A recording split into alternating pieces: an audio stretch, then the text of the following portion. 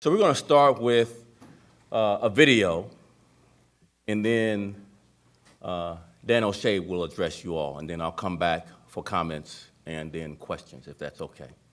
All right. Start with the video.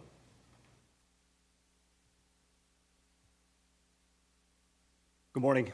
We're just going to walk you through brief snippets of video that were taken on Friday night by both pod cameras and other cameras in the area, and then I'll turn it back over to the superintendent.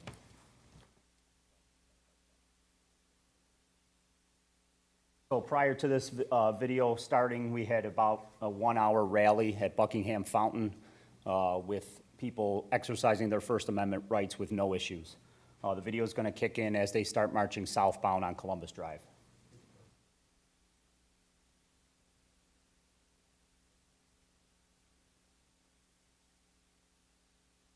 This is an overhead view that shows the group walking southbound on Columbus from Buckingham Fountain toward the Columbus statue. Several thousand people, and I'd like to point out the size of the banners in the front, which are approximately 5 to 6 feet tall, and all connected by PVC pipe, which will become important later on.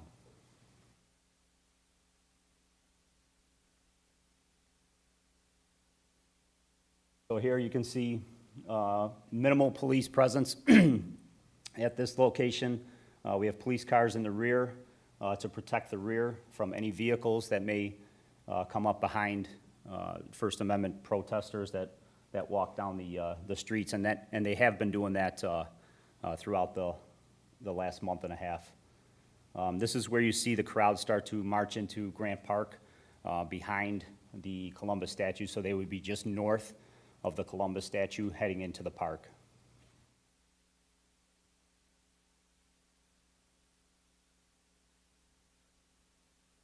Okay, here's where we see the protests take a turn for the worse and turn into a riot situation.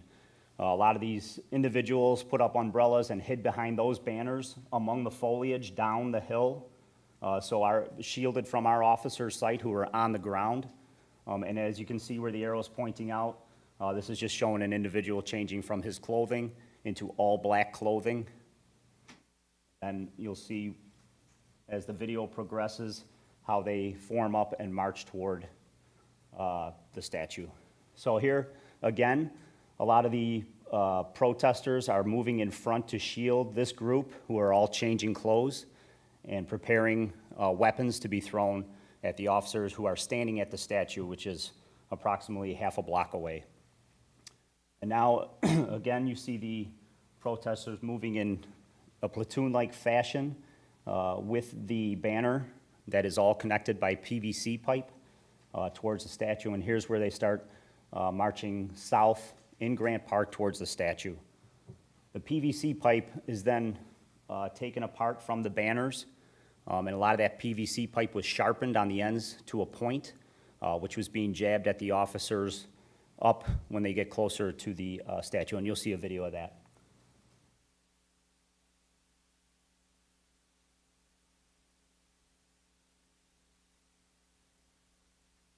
Now they're forming up. You'll see the banners come down, and then they start moving.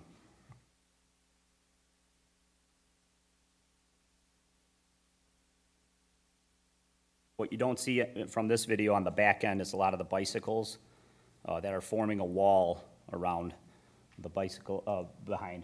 So here's a gentleman dumping out weapons to be thrown at the police, and immediately they start multiple felonies of throwing objects at the police who were standing on the statue. We've seen frozen water bottles, frozen cans of different types of substances, rocks, explosive devices, and then obviously here comes the PVC with the banner that was broken apart and then jabbed at the officers. I want to point out that we've had multiple protests at the statue prior to this event that were all peaceful, and we respected everyone's First Amendment right to protest peacefully, but this was not, what you're seeing here was obviously an ambush on the police officers.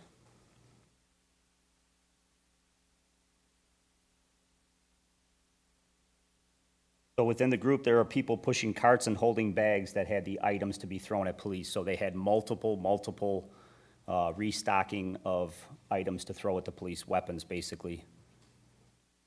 And here's another look from the statue looking out southbound. And you can just see the volume that the officers were under, the volume of attack. We had multiple officers injured, multiple officers concussed.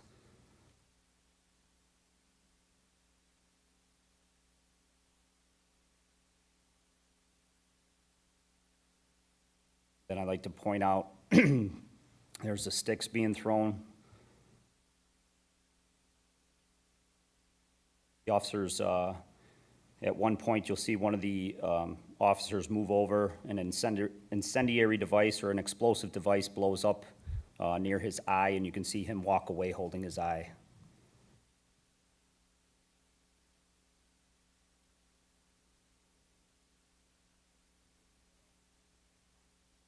That officer's eye is damaged. He has to go back daily to have his eye checked by the eye doctor and may require surgery. Going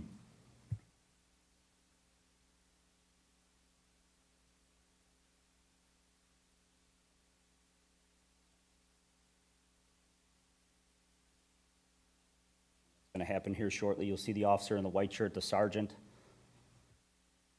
walk away holding his eye after that explosive device blew up in his eye right there.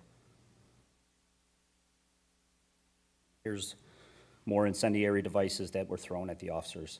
With that, I'll turn it back over to the superintendent. So the last several weeks, including last weekend, the Chicago Police Department has faced organized actions to provoke violent responses from our officers. I noticed a lot of you were looking down while the video was playing during some of the critical times to really show the violence. And we have to figure out a way to get those videos to you so you can take the time and go read, actually see these violent actions. I know you're trying to write and report while this video was showing, but you need to really report on the violence that happened toward our officers. Peaceful demonstrations have been hijacked by organized mobs.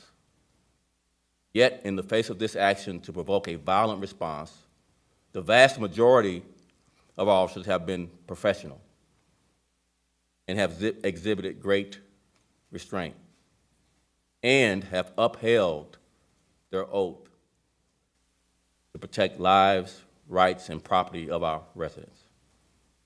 What began as a peaceful protest at Grant Park Friday evening devolved into a very dangerous situation in which mob action deliberately sought to injure officers, provoke retaliation, and damage property. 49 Chicago police officers were injured. 49. 18 of whom were sent to area hospitals for their injuries. And as we mentioned, this includes a sergeant who sustained a broken eye socket due to a thrown projectile, as well as a broken kneecap. 12 individuals were arrested for mob action, battery to a police officer, and criminal damage to property. Criminal agitators pelted fireworks, frozen water bottles, and other projectiles at our officers and attempted to topple a statue in Grant Park, which could have caused, if successful, serious injury or death to those in the crowd. Let me repeat that. If the statue was successfully toppled, likely members in that crowd, in that mob, would have been seriously injured or killed by the toppling of the statue. This cannot stand. We cannot be a city that thinks mob action of a crowd is acceptable behavior. When mob action occurs, CPD is forced to divert our manpower away from deterring violent crime in our neighborhoods in order to quell the unrest. This puts lives at risk of violence, particularly in the south and west sides of our city. Let me say that again. Diverting resources because of mob actions like these puts lives at risk on our south and west sides. I want to be clear. Chicago Police Department does not want to engage in violent interactions with peaceful protesters. But when the law is being broken, or has been broken, our oath demands that we act. This is not a choice for our officers. This is a requirement of our oath, even if that means protecting a statue. I understand the anger that is present in our city, in our nation. CPD is on the front lines of this anger. We are also on the front lines of combating gang and gun violence every single day. This last weekend, 63 people were shot. 12 were murdered. Chicago police officers made 57 gun arrests and recovered 87 guns since Friday night, bringing the total of guns recovered so far this year by Chicago police officers to 5,296 guns recovered by Chicago police officers so far this year. That's an incredible number. 5,296 guns recovered at the mid-year point by Chicago police officers. And every gun recovery is a deadly force encounter with someone who possesses a gun. Chicago police officers are risking their lives to protect Chicago residents. Let us redirect our anger to the loss of life on the south and west sides of Chicago. Let us work together to improve outcomes on the south and west sides neighborhood, instead of forcing Chicago PD to divert our precious resources, it's limited the amount of officers we have, from deterring violence to responding to angry mobs. We must be willing to tell the full story of what transpired against our officers in Grant Park on Friday evening, in the interest of representing more than just one point of view. And let me close by saying this, and I've received many questions about whether officers were prepared, they didn't have their protective gear on. I was just upset about that. And here's the real answer. We just don't want to believe people will act this way toward us, that they would take advantage of our sacred right to First Amendment. But now I have ordered all of our officers to wear any and all protective gear when protests occur.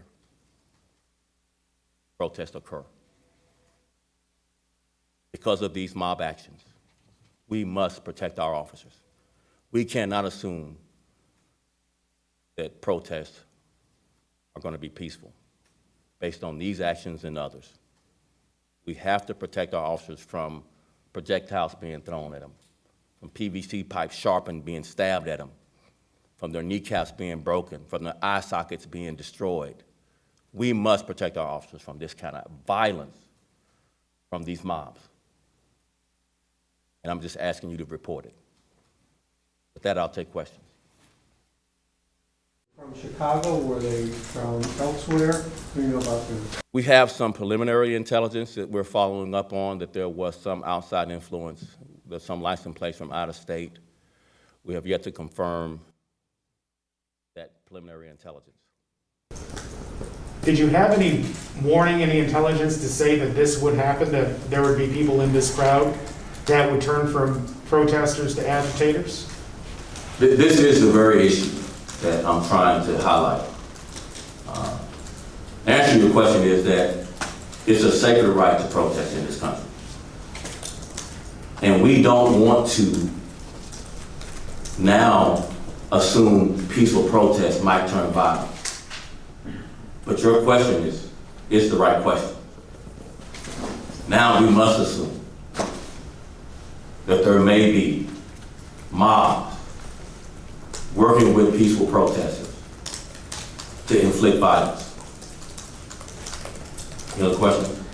Superintendent, the videos that you're showing objects being thrown at police looking like they're on the defensive. There is also video that's out there circulating on social media, especially of a young activist. I'm sure you're familiar with this by now, seeing what appears to be a police officer swiping at her as she is backing away and allegedly knocking out at least one tooth. Have you updated that investigation? Where does that stand, and what do you say to people who say protesters are getting attacked just as much as police out there? We'll conduct a thorough investigation of any and all allegations and take the appropriate action. But do you have any update on where that stands? This happened Friday night. Obviously, we continue to have protesting going on for weeks now in this city, and I think people would like to know if there's an expectation how things might change the next time they go out, even if that investigation is going to take a long time. Sure. So you still didn't ask a question about the officers having violence against them, but I appreciate your question on the other side of this. This happened Saturday. Today is Monday. I'm not sure what update to the investigation other than we started an investigation.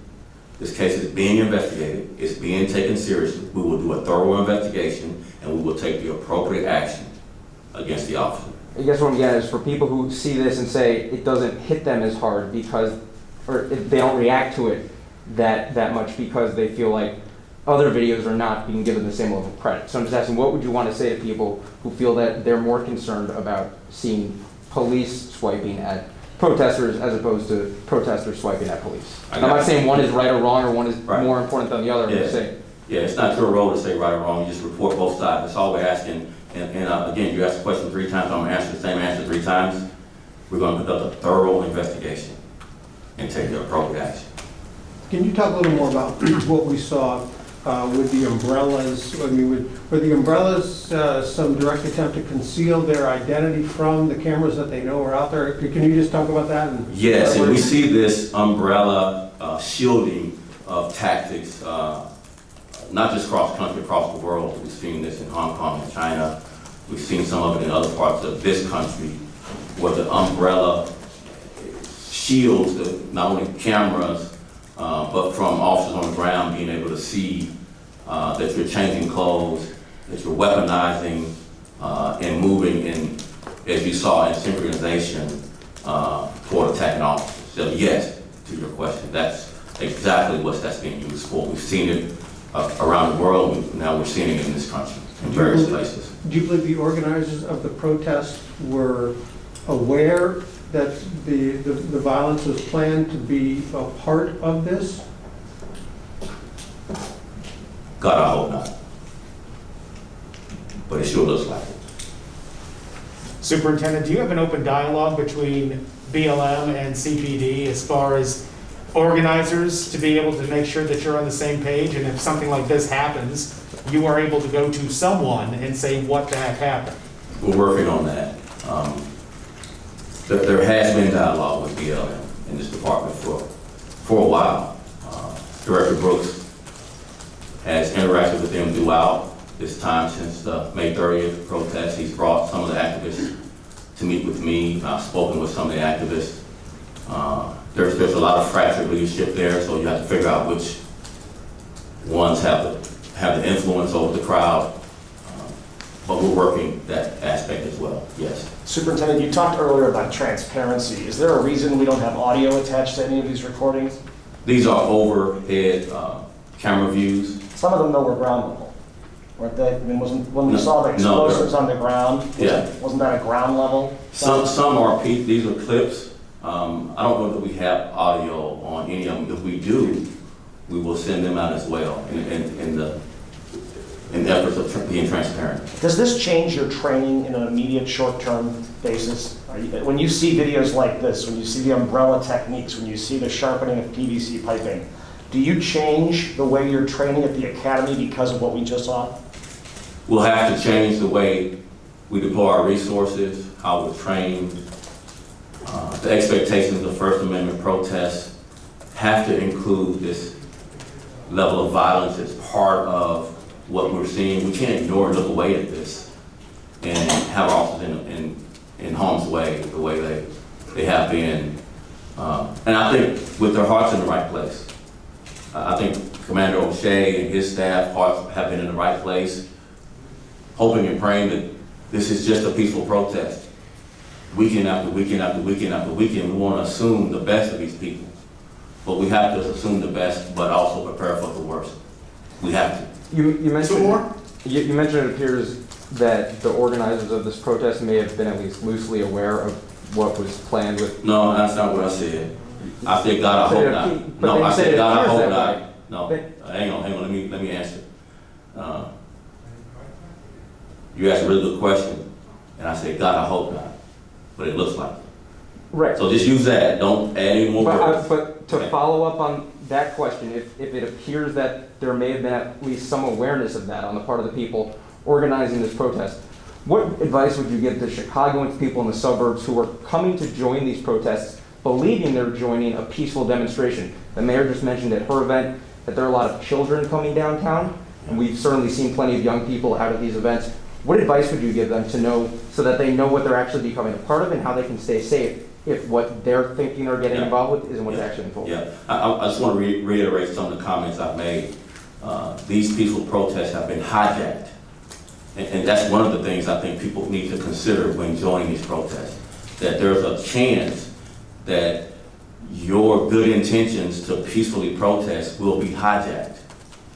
And thus, violence against police officers, like you saw in the video, will likely be part of it. And our officers will make arrests when they're assaulted. And that likely is not a person's intent when they come down to peacefully protest. It's to be in a crowd that's meeting out violence toward officers. Superintendent, stay on the subject of violence. Let me take 3 more and then we'll stop, okay? You, and then that'll be the end. Thank you, sir. Now, the only thing I don't like about that is you haven't asked a question, you haven't asked a question, and you haven't asked a question. I haven't either. And you haven't either. So let me recharge that. For the people that didn't ask a question, I'm going to go through and try to answer one question from each of you, and then we'll try to answer the 3 that have asked multiple questions. So you have a field training officer, Joshua Perkis, staying on the subject of violence. Mhm. He has a side business. He sells accessories for assault rifles. And has right now running on his Facebook page a photo of firearms with the slogan, "Work, Hustle, Kill." He's also posted on that same page, and it's still up there, quote, "Honesty is not always the best policy," and he's talking about police officers.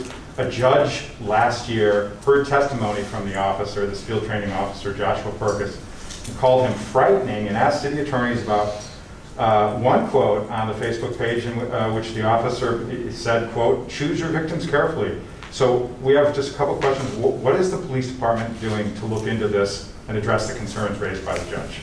I just heard about this. Can you send that to our department? We have. Do you know if it's an investigation that's occurring? We heard that the investigation has been going on since before the judge made his. I'll look into it and send you an update. Okay, in general, is it a good idea, thank you for that, is it a good idea to have someone like Officer Perkis training new hires in the department? New hires out on the street, out of the academy? I will be speculating on the outcome of an investigation. I don't know that that's a legitimate concern. Obviously we want to get both sides. I don't know if the officers responded and denied any and all of that. So let's not speculate. Let me give you an update and then we'll proceed from there if you don't mind. Thank you. Yes. Back to the weekend violence. Is there anything you can add? 63 shot, 12 murdered, You said that valuable resources were deployed downtown. Did that impact the department's ability to respond to more weekend violence? Yes, exclamation point. Yes. In what way? We need officers on the ground in these neighborhoods to protect our residents. When they have to be moved from the west side and south sides to address mob action, that's fewer officers to protect residents in the neighborhood on the west and south side. That's why. Yes, ma'am. I guess my question would be regarding controversial public landmarks like that statue that you know are going to be hot spots in the future. Do you have any dialogue with the people in the city or the parks who might be able to help with either changing the statue or blocking it off so that it's not a violence point on both sides? Is that something that you guys would ever consider a dialogue on? Yes, and that dialogue is occurring through the mayor's office. Mayor's office? Yes. Superintendent, over the weekend, the president made several thinly veiled references to sending in additional federal agents to help the city combat violent crime. Have you had any discussions with anyone on the federal level as to what that might look like? Has your command staff addressed this at all? How are you preparing for what that could look like if indeed it is the case?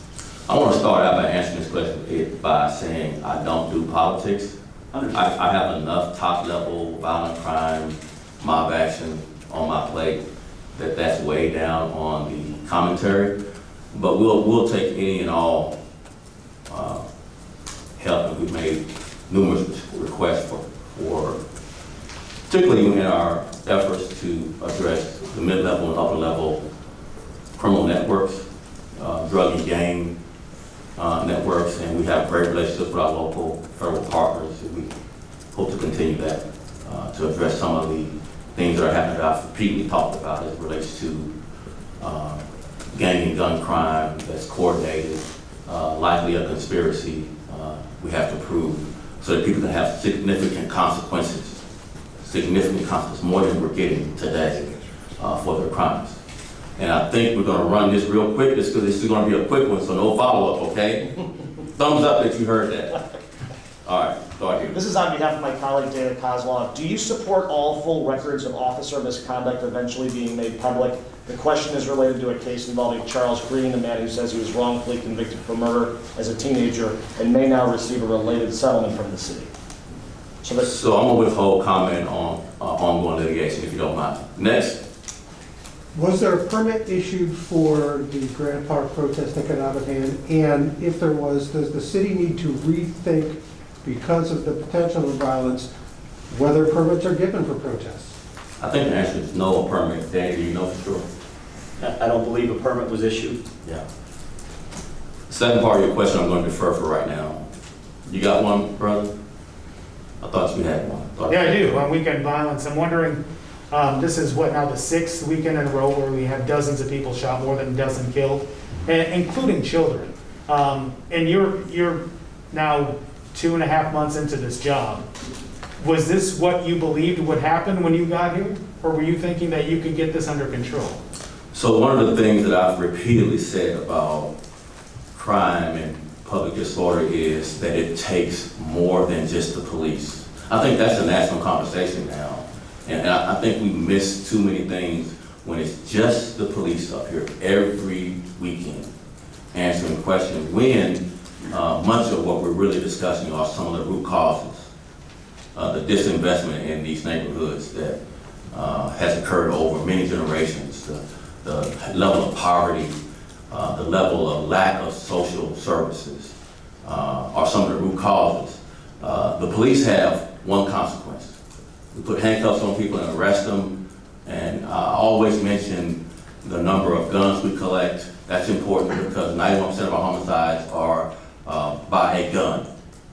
And so I always like to emphasize, Chicago PD is doing its job. It's doing its part. And there's many other things outside of control of the police that needs to be at this podium answering your question.